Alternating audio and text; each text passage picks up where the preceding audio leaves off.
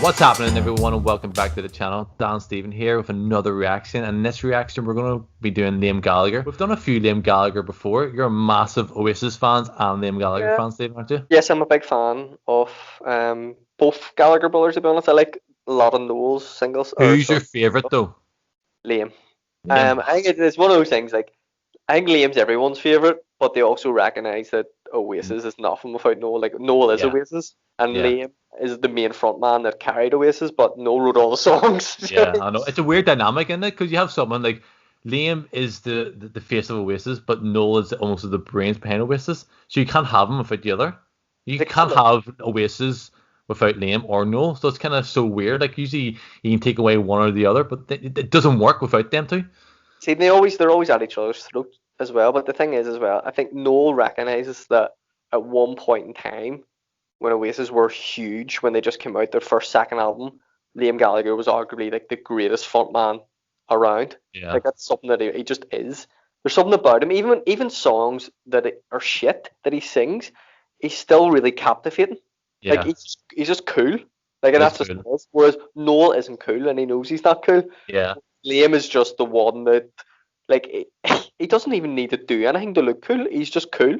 Like, you're watching him get interviewed and all too. Like, he's literally just being a normal person, like a normal, like, non-celebrity on these chat shows. And it's like, everyone's like, oh, he's so funny. I'm like, but he's actually not doing that much. He's just being normal. He's just responded back the way you would normally to a human being asking you a question. He just has something. There's something about him that he's basically a star, if you know what I mean. Yeah. And even, like, for a while, like, Liam had lost his voice and stuff towards the end of Oasis. Like, he just couldn't do it anymore. Like, there was loads of times he walked off stage, and his voice is quite temperamental. But he's obviously got that back now, and he doesn't sound as good as he sounds. See, when he first came out, his voice is so unique. Yeah. Now he sounds a lot better. It's Yeah. still honestly what it was, because as you get older, it never is. But he's really, really done well recently to come back. Like, if you're performing every day for fucking 10 years, 15 years, the way he was Oasis, your voice is going to be fucking fucked eventually. Like, doesn't sing in a traditional way. Like, it's sounds quite tough on the vocal cords, and even he's talked about it before. Like, he never did any like training, any sort of like, he never really rested his throat during gigs. He was probably go out drinking, taking drugs and all that shit. So he never really like some singers, they would probably after a concert probably go home and fucking drink fucking herbal tea and all that shit to keep their vocal cords fresh. I don't think he was doing that there. He was fucking drinking whatever he wanted not to. So I think now you can tell he's trying to almost maintain his vocal cords by doing like vocal training, vocal coaching and all too, and it's paid off something shocking. Yeah, there's an Oasis documentary. I think it's on BBC iPlayer. If you haven't watched it, I can't remember the name of it. Supersonic. It's brilliant. Yeah. It really gives you an insight into what they really were, because we kind of grew up and Oasis were on, but whenever I was getting into music, Oasis were kind of tailing away. Yeah. But, like, we weren't there. We weren't listening to music whenever they were the biggest band, almost the biggest band in the country, almost the biggest band in the world. Mm-hmm. So, like, kind of missed that. And then you see in that documentary, you're like, holy shit! Like, it's just the period.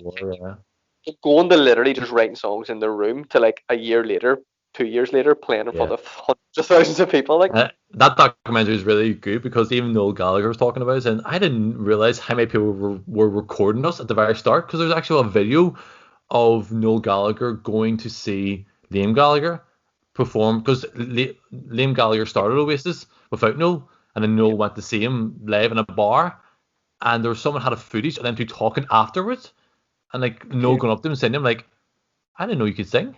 Like, Noel was talking about, like, who the fuck was recording this? We weren't famous at all. Like, what the fuck was going on? We were like, who decided I'm gonna start recording these two nobodies talk, and eventually they're gonna be the biggest stars on the planet in a couple of years?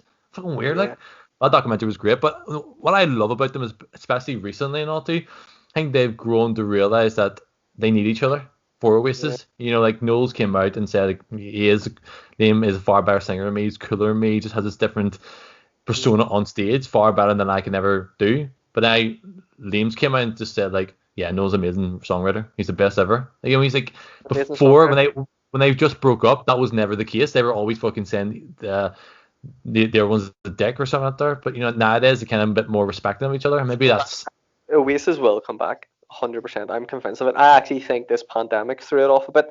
I also think the pandemic threw it off a bit, and Liam's success as a solo artist more probably threw it off because there's less of a reason to come back. But I do genuinely think within the next couple of years you'll get another Oasis album. Like, Yeah, so the one we're going to react to is a performance on the Jonathan Ross show. It's All of Your Dreaming Of, and on this show he actually said during the interview he was offered 100 million to come back to Oasis, and they still turned it down. 100 million, like. So a part of me is like, I want to be on your side. I'm like, yes, Oasis is definitely coming back, but if you get 100 million, you still say no. What the fuck? Like, what are you ever going to say yes to? I definitely think they're going to come back. I think a lot of Oasis fans, maybe I'm just too hopeful, but I think a lot of Oasis fans are convinced that they're going to come back.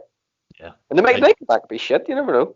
It won't be. They can't be. They can't be. Same, don't say that. Don't even I don't want to entertain that possibility that they're going to be bad. Yeah. Noel is just as good as a songwriter he ever has been, and Liam is just a good singer now. Yeah. So shut up, Sim. Shut the Right, fuck let's up. go.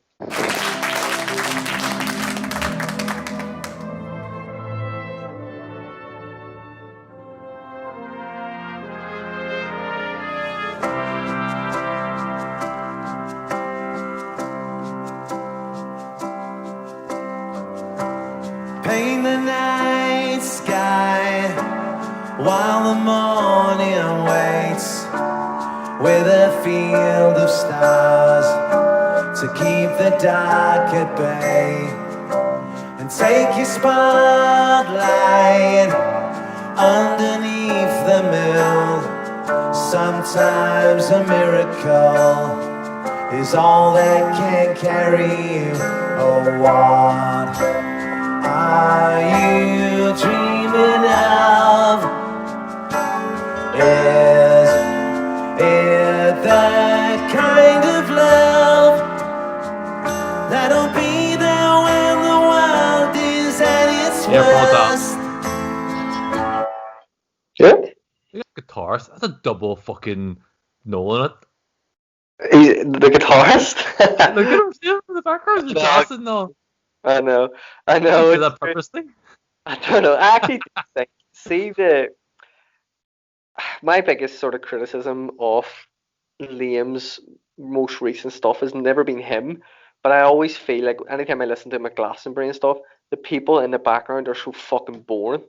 That like it's just like with Oasis when you listen to Oasis live, like there's so much going on and it's class, but like the people in the background, like I'm just like, come on, you need a wee bit of personality or something. Obviously, they're not going to show that.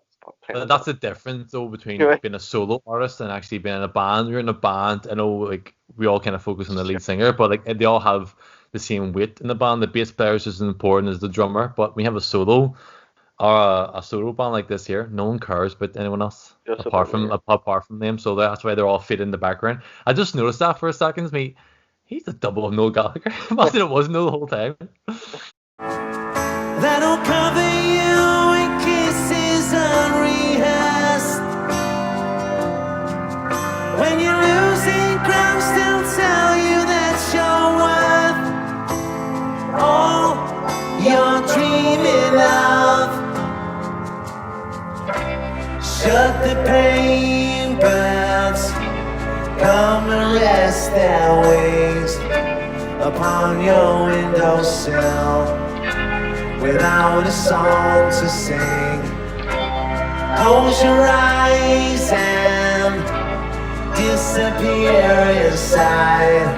All that is beautiful was following behind. Oh, what are you dreaming of? Is it the kind of love that'll be there when the world is at its worst? That'll cover you in kisses unrehearsed. When you're losing ground, still tell you that you're worth all you're dreaming of. All you're dreaming of. All you're dreaming of.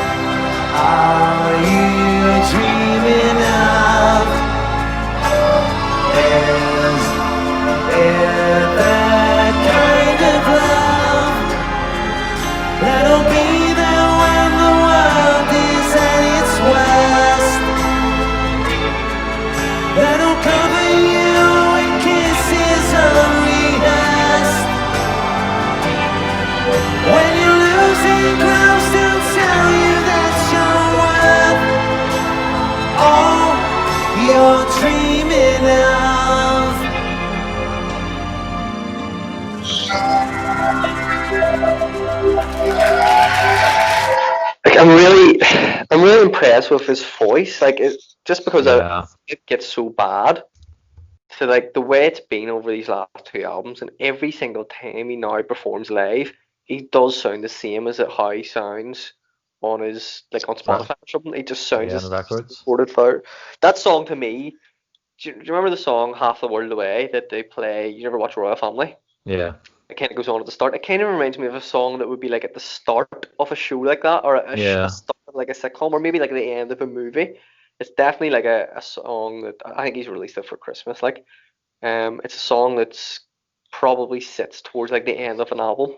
But something about his song, maybe it's just me reading into it, because obviously it all depends on how you view a song, listen to a song. You obviously have your own like interpretation of what it's about and all too. I just feel like every song I listen to, it's always talking about like it's always, and obviously I don't know if he writes these songs, but I feel like it's always about like reminiscing about the past and stuff, but obviously viewing it from a different perspective now. Like there's a line out there like getting all your kisses, but they're all rehearsed. Basically saying like, oh, you're praised all these years and all through, but it's all fake.